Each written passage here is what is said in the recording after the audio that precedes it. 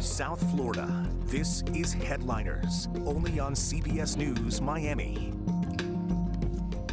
Hello, everybody, and welcome to Headliners. I'm Elliot Rodriguez. Less than 30 days before the new administration takes over in Washington, D.C., the controversy surrounding President-elect Donald Trump and the Panama Canal now has a South Florida twist. Kevin Cabrera, a Miami-Dade County Commissioner, has been picked by Donald Trump to be the U.S. ambassador to Panama. CBS News Miami's Yvonne Taylor is in downtown Miami with reaction. And Commissioner Kevin Cabrera is saying that he is committed to uphold President-elect Donald Trump's bold approach in this whole situation. So we asked an international relations professor what is the possible outcome of this scenario. 4 countries on the state sponsor of terrorism list by their State Department to our airport facility. Kevin Cabrera, an outspoken anti-communist and member of the Miami-Dade County Commission, is said to be the new U.S. ambassador in Panama. I'll tell you that I think that Donald Trump made the right pick. Miami-Dade County Commissioner Rene Garcia, who has worked with 34-year-old Cabrera for the last 2 years, says the Cuban-American local politician is capable of the challenge at the international arena. I think Kevin is the right person to try to renegotiate that and make sure that he represents this country's interest in Panama. We will demand that the Panama Canal be returned to the United States of America. Cabrera's pick comes right after Donald Trump demanded cheaper access to the Panama Canal this weekend. On his Truth Social account, he said Cabrera would be a great ambassador and praised the commissioner for, quote, doing an incredible job as his Florida campaign director and advancing the MAGA agenda. In Panama, demonstrators outside the U.S. Embassy lit fire to a poster showing Trump, while Kevin Cabrera said in a statement that he is committed to uphold President-elect Trump's bold approach to international diplomacy. The new ambassador faces a very critical mission there, and in trying to negotiate with Panama this lowering of the fees. Eduardo Gamarra is a professor of international relations at FIU. He insists there is a treaty between the U.S. and Panama, which establishes the canal belongs to the Central American nation.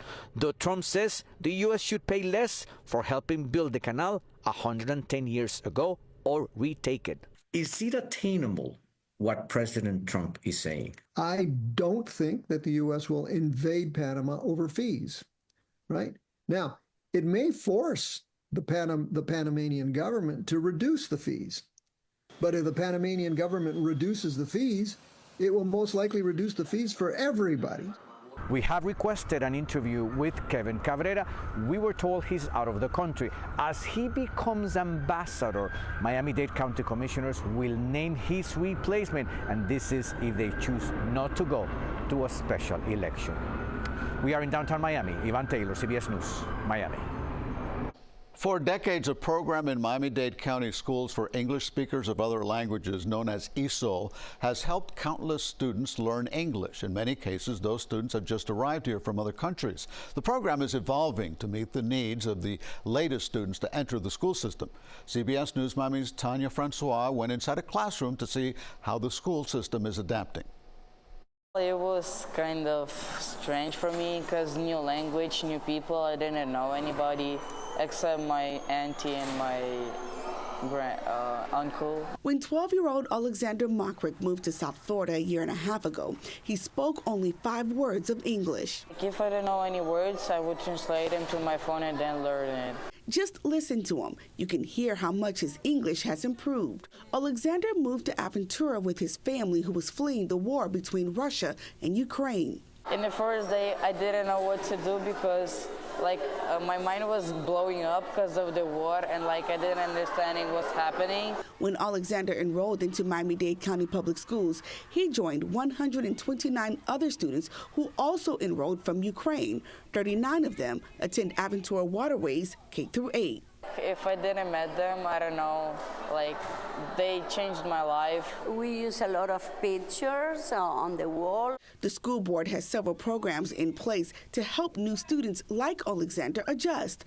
Aurelius Motorhone is one of his language teachers.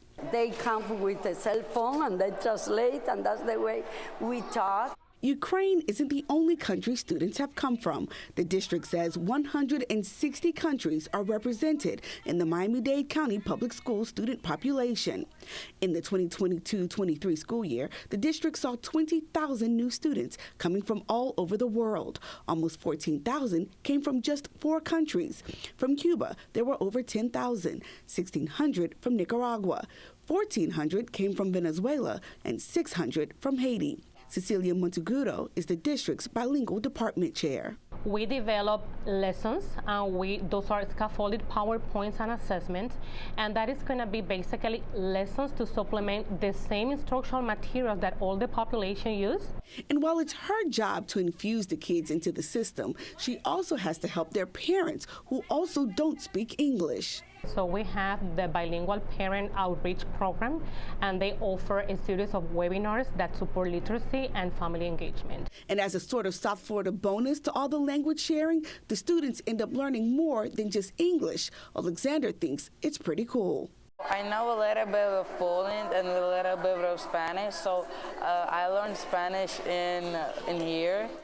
Alexander now speaks 4 languages. When he left Ukraine, he spoke only 1. The school board says they're also seeing unique Spanish dialects coming into the district from some South American countries, and they've partnered with nonprofits to help all students and their parents adjust, especially with the non-traditional languages we're beginning to see right here in South Florida. In Miami, Tanya Francois, CBS News, Miami. Very impressive young man. When we come back, an update to a story we've been following on Headliners and the legal action some residents in a mobile home community facing eviction are taking. From South Florida, this is Headliners, only on CBS News Miami. Welcome back. I'm Elliot Rodriguez. Residents living in a mobile home park in Sweetwater are not leaving without a fight. They joined a class action lawsuit to fight eviction from the place many have called home for years. CBS News Miami's Larry Seward has more on the new legal action. In a crowd cheering this new lawsuit filed to stall evictions, Aida McAware cries. Oh, God help father, she says in Spanish. She's lived here 7 years, and even with a $20,000 incentive to leave in the next 3 weeks, McAware sees no hope. I am a disabled person. I cannot walk. I have no family. I have no one. It is not fair what they are doing to everything I have on this property. Delinia Martin saw her mom spend her life savings, $150,000, on a home with a contract and a promise that the land it was on was not for sale. 6 months later, developers want everyone gone. More than 100 already moved out. They had to know. So how does that make you feel now to see what's happening? Completely betrayed. However, I'm not angry at the owner per se. This is his land. It's his right to sell it, and I get it. A spokesperson for the urban group insists they did no wrong and already helped more than 100 people move. In a statement, he says, quote, if tenants choose to pursue legal action against the Little Abner mobile home park owner, they may waive their ability to collect financial assistance or funding from the state of Florida. That's not true, because none of this has been legally done. David Winker filed the class action lawsuit against developers Miami-Dade County and the city of Sweetwater. He expects a judge to give residents more time and potentially more money. Winker claims the owner violated deceptive trade laws by working with the county and city to change zoning for a new development while renting space to new homeowners. Roberto Guido plans to sue despite the risk. I'm going to stay here until they're going to have to take me out of that place, because that's not right. While the lawyer for those suing believes their lawsuit will allow people to stay here past March, the property owners encourage people to see their relocation teams before the end of next month, because there is still $20,000 available to relocate. In Sweetwater, Larry Seward, CBS News, Miami. And now new developments on a story CBS News Miami has been following for months. It's about the 87th Avenue Bridge project in Palmetto Bay. CBS News Miami has learned the cost of the bridge is now expected to exceed $5 million. And now people who have long opposed the bridge are outraged at its big price tag. CBS News Miami's Naja Sherman has more on the story. No bridge, no bridge, no bridge. There is fierce opposition. They're going to destroy Palmetto Bay and strong support. You would have seen an equal number of people that are in favor of this bridge. But now that a judge has ruled construction of the 87th Avenue Bridge will move forward as planned, Palmetto Bay Mayor Karen Cunningham told me her focus surrounding the project has changed. One, how do we protect the quality of life for the residents through traffic calming and mitigation? She also wants to make sure that concerned residents have a chance to make their voices heard when the updated projected cost of the bridge is brought before the Board of County Commissioners. In an exclusive interview, Mayor Cunningham told me new details about this 25-page complaint filed by the Village of Palmetto Bay. It's requesting the Office of Inspector General conduct an investigation into alleged misconduct, ethical, and legal violations regarding the 87th Avenue Bridge project. Part of the complaint references an email between the Department of Transportation and Public Works and the Small Business Development Department that the price of the bridge is now going to cost more than $5 million. Staff members in an email sent an email that said, is there any way we can keep this from going back to the Board of County Commissioners? Was there ill intent? Maybe not. I don't know. CBS News Miami obtained a copy of the email. The Department of Transportation and Public Works writes, as per our conversation on the phone, you advise that the change order increases the contract amount to $5 million, surpassing the MCC threshold.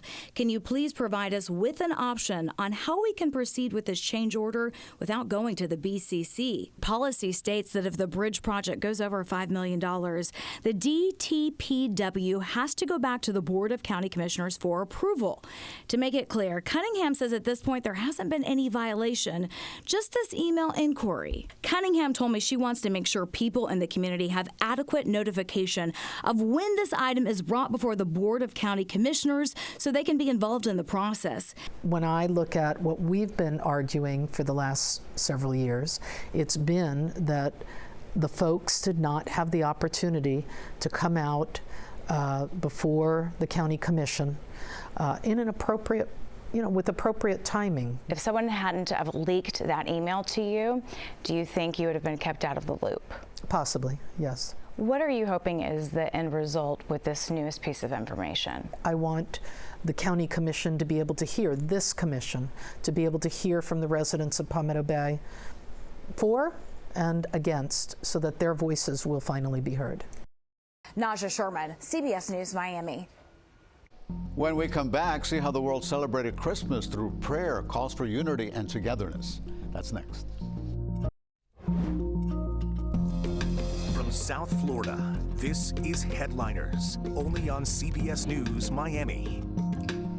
Welcome back to Headliners. I'm Elliot Rodriguez. Christmas might be over, but you'll still likely see big crowds across South Florida malls. The reason may vary, but many people are either searching for deals or maybe there to return presents they didn't like or they need to change the size. CBS News Miami's Trish Christakis joins us from Dolphin Mall with some of those stories.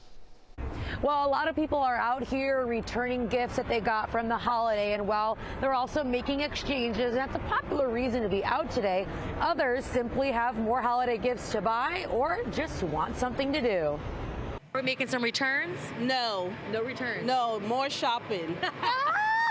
This mom brought her kids to the mall today, hoping to take advantage of some Christmas deals still going on. Just anything that's on sale. Usually after Christmas, a lot of things are still on sale.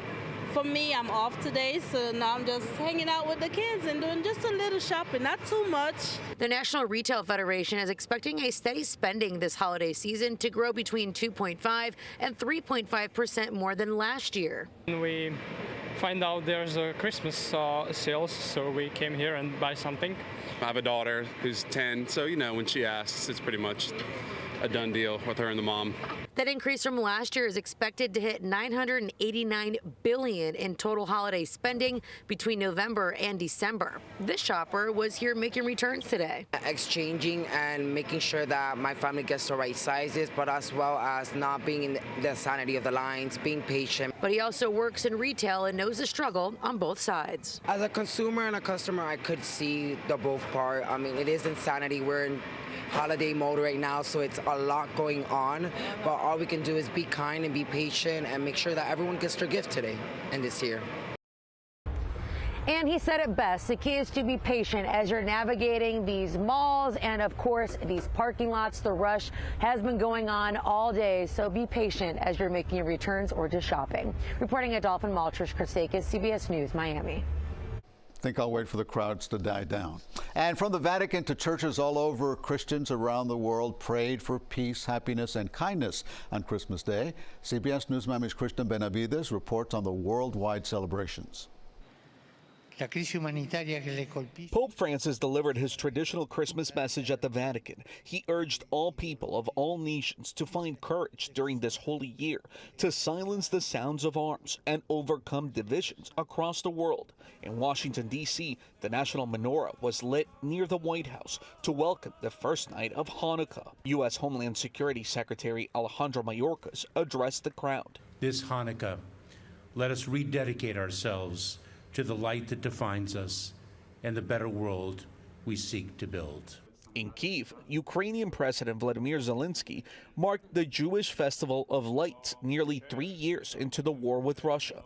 The Kelmanson family of Dallas celebrated Christmas and Hanukkah, enjoying the fact that they coincided on Wednesday. It just kind of represents our family, and so it's a special time, and I love to do that. It's about togetherness. It's really about family and celebrating with each other and just enjoying spending time with the people who are important. A very special Christmas. In Detroit, the Christmas spirit of giving is in the air today and every day at this local soup kitchen.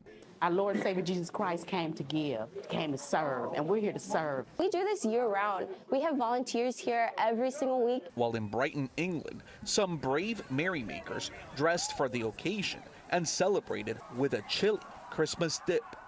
Christian Benavides, CBS News.